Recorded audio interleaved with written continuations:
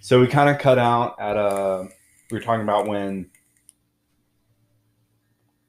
you're lucid dreaming, or even when you're dreaming, you can see a wider range of colors. Right. So multiple people have purported or expressed that they've been able to see colors that don't exist on the spectrum that we see um, here in the physical world, where you have the infrared to ultraviolet light spectrum and everything in between. And when they try to explain that to people, people like they don't know how to explain it, because how do you explain a color that doesn't exist to most people? Um, we just can't comprehend, like, how can there be more colors than the ones that we see? And it's just, we have a full there's a whole range of what's the whole range of is it radio? It's just the light spectrum. No, but like you have the light spectrum, but there's like the part that we can see, and then the whole thing, is that just Yeah, so there's the visible light spectrum. Okay. Then there's I think it's called the electromagnetic light spectrum. Right, whatever. I mean, Yeah, don't quote me on that, but right. people know. Yeah, so whatever it is, gamma like rays, yeah, radio yeah. waves. So right? we have the whole spectrum, but then we have the visual spectrum. But we have all this stuff on the outside of our visual spectrum that we can't see, but we know is there because our instruments have been able to detect it, and and it interacts with our world. So how can you explain to someone like that they can see something that could be potentially existing outside of that visual light spectrum, but it's hard to, like, you can't necessarily deny that they're seeing anything, or they're seeing a new color in their mind, because we do know that there is information going through the world, even in between me and you, that we just can't we simply can't see. um, and for me, in my lucid dreams, I've had experiences where my dreams have looked more like a video game, where they looked less real to than reality to me, where there's not as much detail. And then I've had ones that have also um, been like more detail than I can, and I don't know how to express how I have seen more detail. Like I simply don't have words to express what I was experiencing in that state of mind to sufficiently describe like that experience. It's completely inscrutable, you would say. Yeah, It's hard to ineffable. define. It's hard to define. Like, and you'd have to experience it for yourself to know what these people have talked about. But of course, you don't need a lucid dream to see these vivid colors. You can just dream, because I know I've had many vivid dreams before, where you're standing on a mountainside and you're seeing all these trees, but they're this kind of green that is just beyond anything you've ever seen before. Right. Yeah. So um, it's not isolated to just lucid dreams, just any kind of dream, for sure. But for some reason, people purport that their lucid dreams tend to be more vivid in that sense. And we don't know why. We don't know why. We just know, for some reason, when you do happen to bring your waking consciousness into the dream, for some reason it will tend to take on this hyper realistic effect, and we don't know why. I don't know why that happens. It just tends to happen. And so I was telling, there's a lot of people that have this misconception of lucid dreaming. They hear the word lucid dreaming and then they're like, oh, so do you have to take drugs to do that? Stuff like that, blah, blah, blah. And then, like, I'll tell them, well, no, actually, drugs will inhibit your ability to even dream. Right. They'll damage your REM sleep. Yes. So most lucid dreamers, they have to do a lot of meditation to get to that state, right? Yeah. So many lucid dreamers who are purely interested in just lucid dreaming, for the reason of lucid dreaming, and they're not into any sort of spiritual or meditative practice, they find that they can't really get that far unless they do adopt some kind of meditation practice. Because, and yeah, with the drug thing, there are certain substances that you can take that make it more likely for you to be able to bring your waking consciousness into the dream. And so a lot of people will use those as they're starting out just to get their first experience so that they know what it's like to be lucid. But I find that most people want to be able to master it. Most people who are interested in the topic want to be able to induce them at will. A lot of people don't like the feeling of having to take an external drug or source to be able to induce this ability, because there's some sort of satisfaction that comes along with you taking the time and effort to learn the skill on your own, and then in being able to induce them from your own will, versus, oh, I'm just going to take a drug. And that being said, every drug that can help induce lucid dreaming has been found not to induce lucid dreaming on itself. A lot of people can take it one time or two times and it will work, but they will take it another time and it won't work. So we don't have a drug as of yet, or any chemical as of yet that can induce a lucid dream on its own. Most people find that with those drugs, they also have to practice the methods that have been known to be able to induce lucid dreaming. But these, just so there's no misconception, these drugs don't actually affect you in waking life at all, right? They really only cause you to dream more. Yeah, most of these drugs have very, very little effect on your waking life.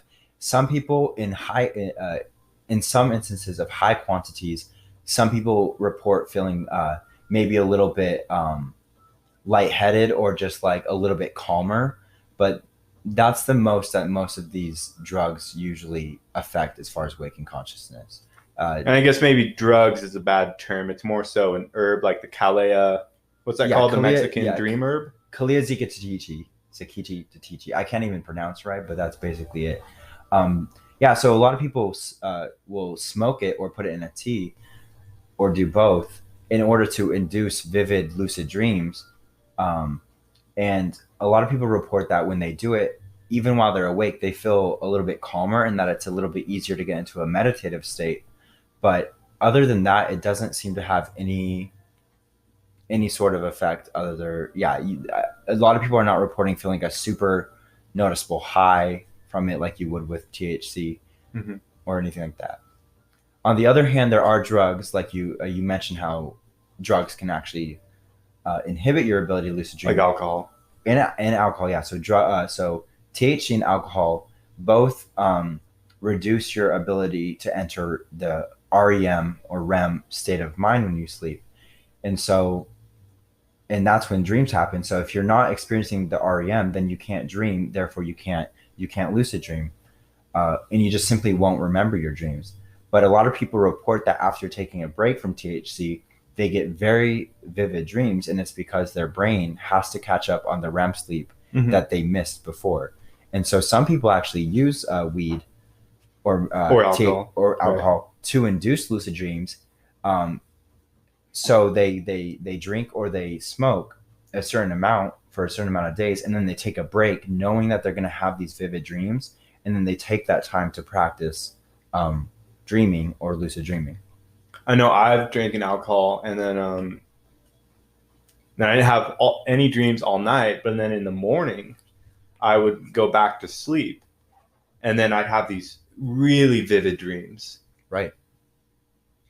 Yeah, your brain has to experience REM sleep. It doesn't have any other way to process the information that your brain needs to process in a night other than through REM sleep. And so your brain will do everything in its power to get you that experience. And if you are smoking constantly or drinking constantly, you're not having that experience. So most people, if they drink or smoke for long periods of time very consistently, they might even start to hallucinate in their daily life, because every time they start to get a little bit tired, their brain is going to want to catch up on that REM sleep. And so that's what alcohol withdrawal is, right? Right, yeah. A symptom of alcohol withdrawal is hallucinations, because their brain, a person's brain, and don't quote me on this, I don't know if this is the actual reason why people might hallucinate, but we do know that people do hallucinate when experiencing alcohol withdrawal. And And my understanding is that their brain is finally able to get this REM sleep or cycle back, that that it begins compensating and even making the person experience the REM sleep while they're awake, and therefore they see these dreamlike hallucinations even while their eyes are open.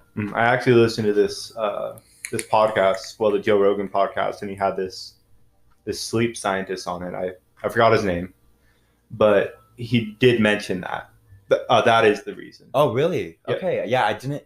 That was just my own guess. But like now that I look back, like, oh, hallucinations being a symptom of alcohol withdrawal, it makes sense with the whole REM cycle situation and how alcohol tends to inhibit that cycle from happening in the brain.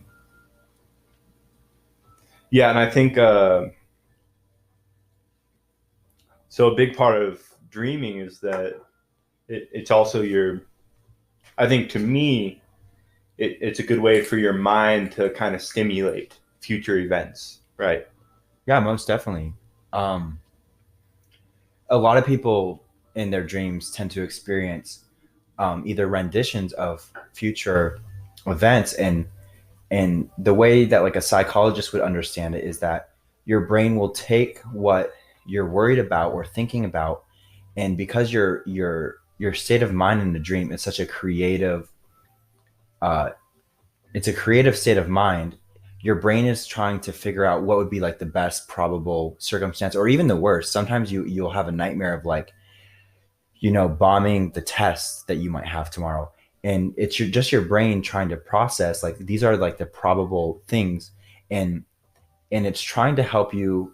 I believe that your brain is trying to support you, and it's trying to help you to succeed. So let's say you have a dream where you bomb a test that you have tomorrow morning, and so you wake up and you might feel very active, or very awake because you were scared out of sleep because of this nightmare.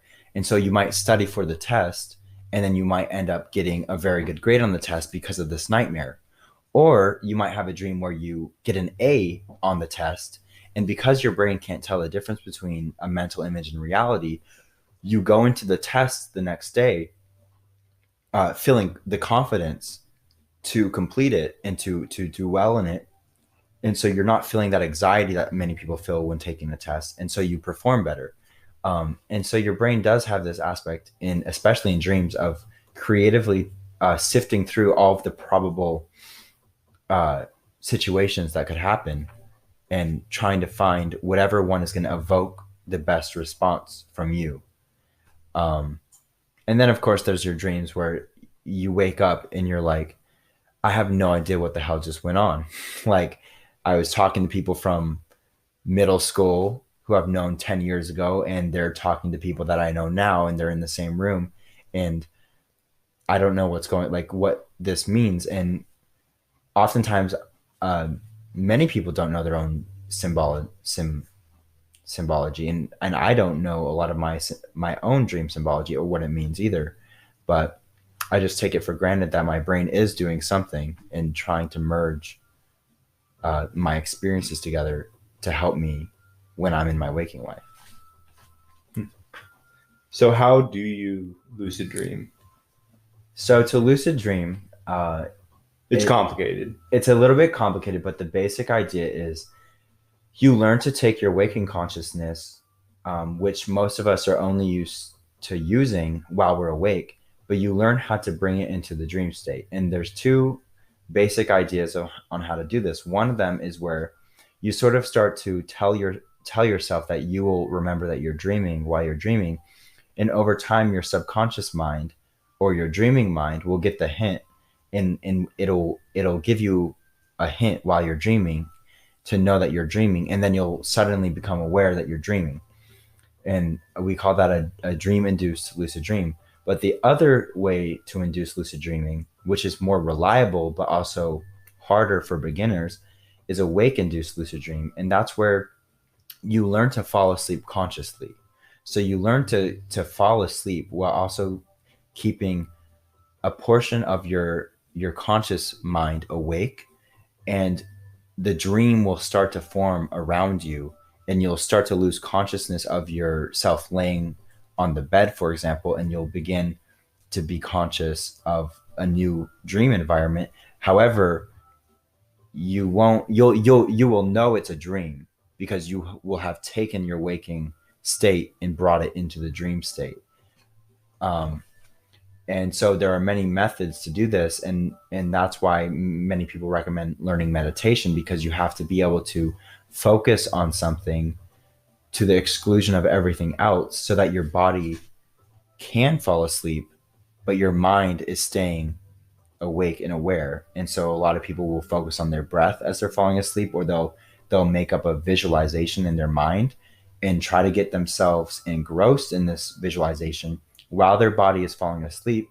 And then they'll find after a while that they'll actually be in the visualization that they were imagining, rather than having it be some elusive thing up somewhere in their mind. And so those are the two methods. And, we could go into detail forever about like how exactly to do them. But the most successful method that people have found, no matter what technique they're trying to use, is that they wake themselves up 4 or 5 hours after they originally go to bed, and they stay up for a little bit, and then they go back to sleep with the intention to become aware in their dream, because they just interjected waking consciousness into a sleep cycle, and so they end up becoming aware because they split up their sleep, and they went to bed again with the intention to become lucid, and somehow their subconscious mind picks up on that a lot easier, and it just seems to work. So you kind of it's almost in your waking life, you have to prepare for this if you want to do it. When I was first starting out, I would apply so many. It's a paradox in a way, for me at least, is because when I first began learning about this and trying to apply the techniques and such, I would almost devote a lot of my waking life to trying to lucid dream, and I wouldn't have that much success.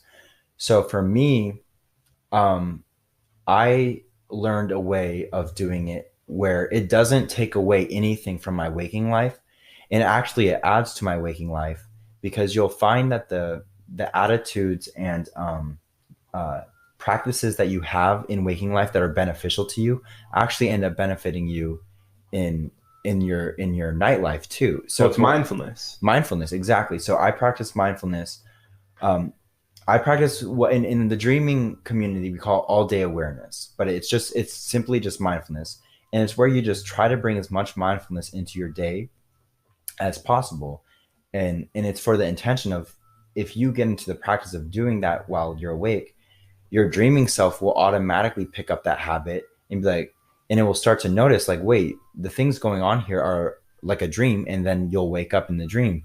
However, it doesn't only benefit you for lucid dreaming, it benefits you in your normal life. You react better to events. You know how to handle your own emotions better. You know how to react to situations in a calm and tranquil manner.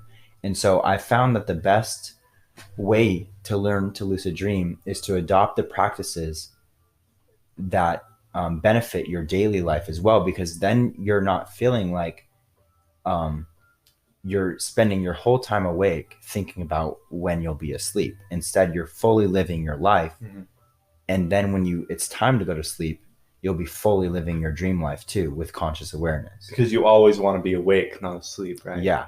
You always want to be awake and not asleep. I completely agree. And it takes practice. And I wish I could say I was there, where I'm awake and aware in every dream and in my waking life. But I have a long way to go, and it's always a journey. And there's never a time where you're going to say, oh, I've done it. I've completed life, or I've completely mastered lucid dreaming, or just anything. It's always a work in progress, and you just have to be okay that you're a work in progress forever. It's kind of that it's almost a Sisyphean sense, right? Mm-hmm. You're always going to be a work of progress. Right. So until you're dead. So you're writing an ebook, right? Yeah, I'm writing an ebook.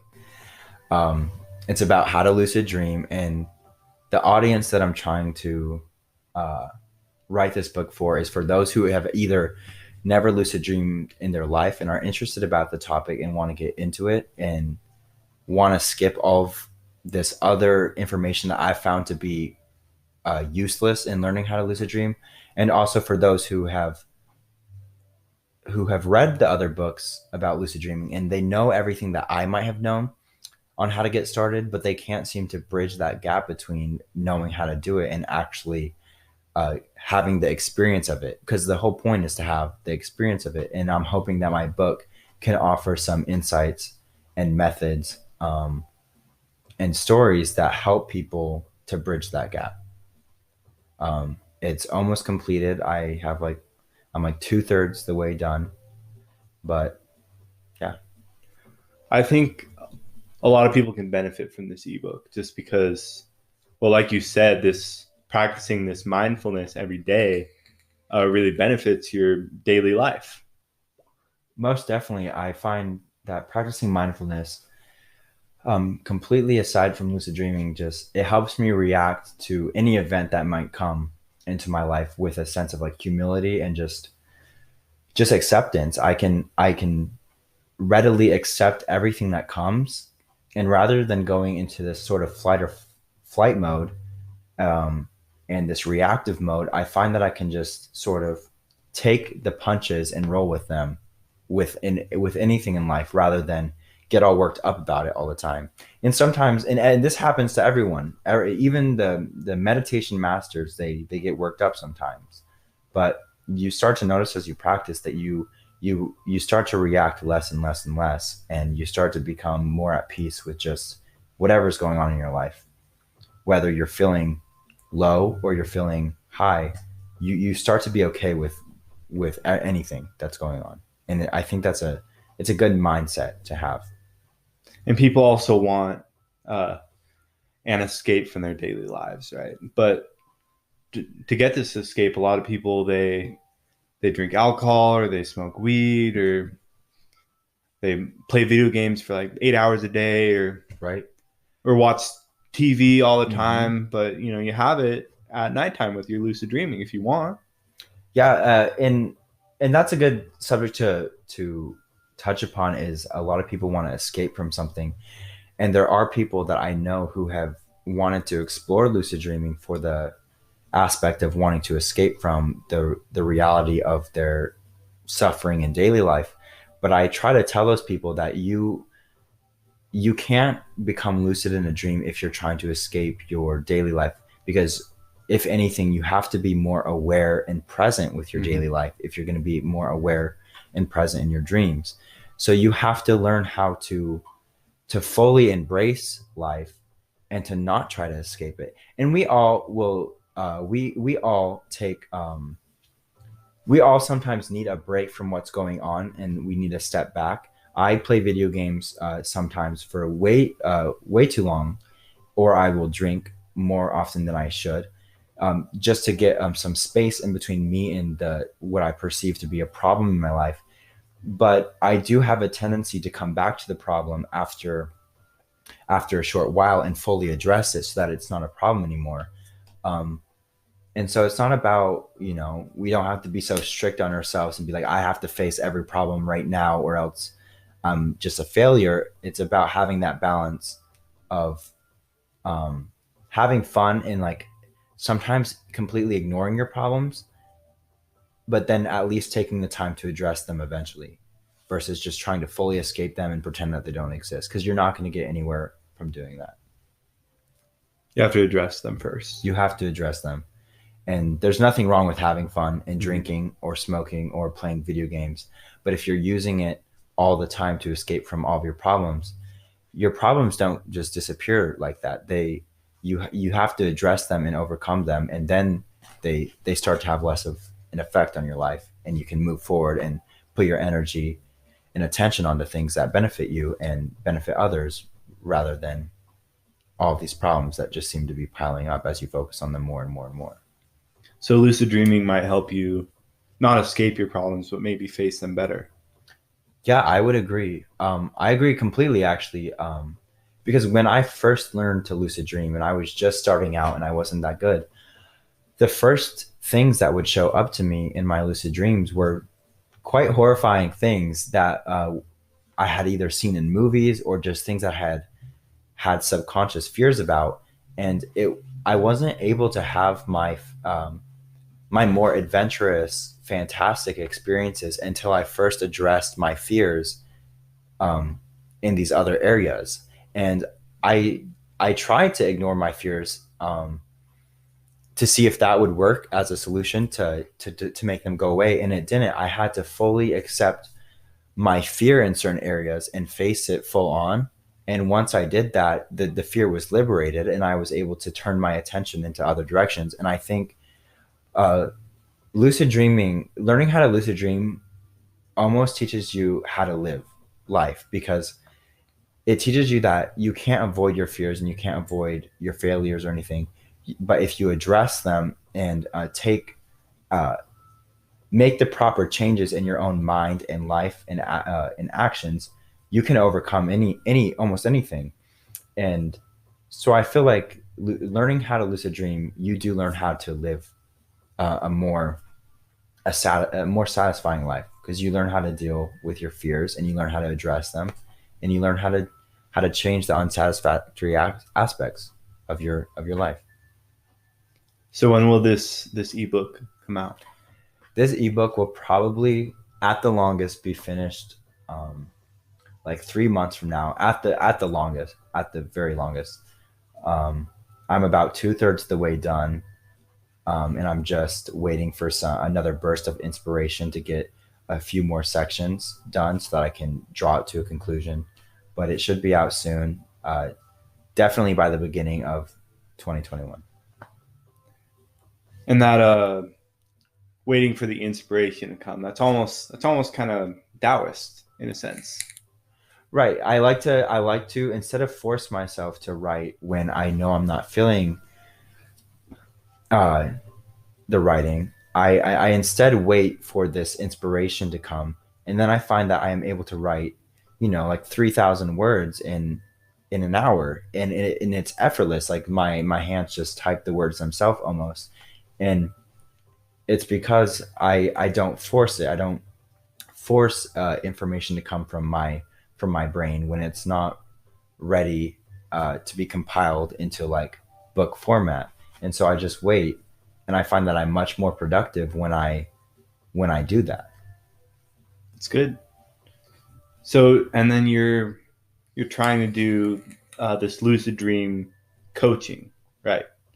Yeah, I started a lucid dream coaching service on Fiverr, which is a freelance app where anyone who has any freelance service of any kind can offer their services to anyone who wants them, and bypass the whole company taking a portion of their profits or anything like that.